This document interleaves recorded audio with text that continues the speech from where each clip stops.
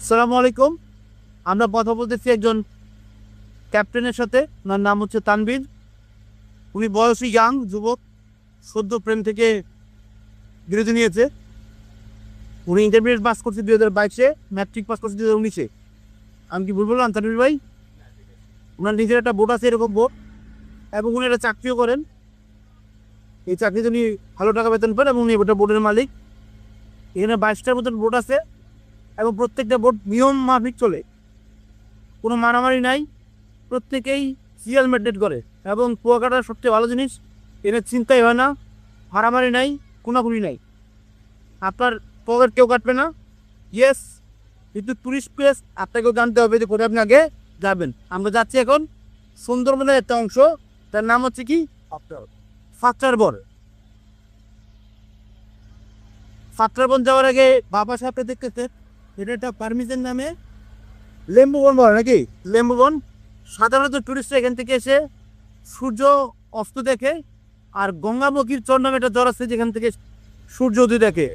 Locally অনেকে এটাকে বলে টাওয়ার চর। এখানে আরও কিছু চর আছে, যেমন লাল কাঁকড়ার চর।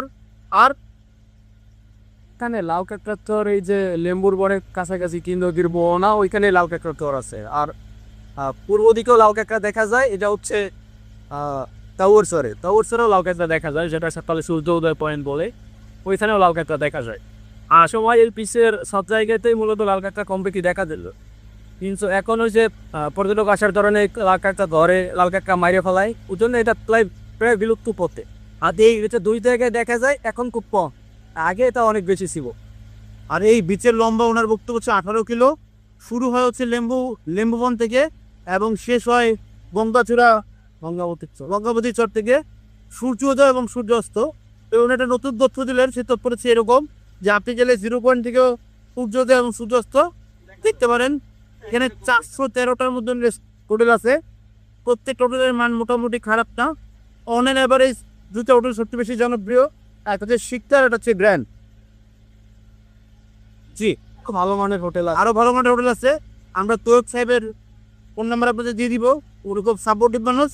যদি আপনারা যেতে চান কুয়াকাটা থেকে সুন্দরবনে, উনি আপনাদেরকে সাহায্য করবেন। এবং যেহেতু পড়াশোনা জানা ভালো মানুষ, আমরা আশা করি উনি পর্যটকদেরকে সুন্দর সার্ভিস দেওয়ার চেষ্টা করবেন ইনশাআল্লাহ। উনি একটা হাসি দিয়ে আমরা হাসিয়া করে রাখি। Thank you.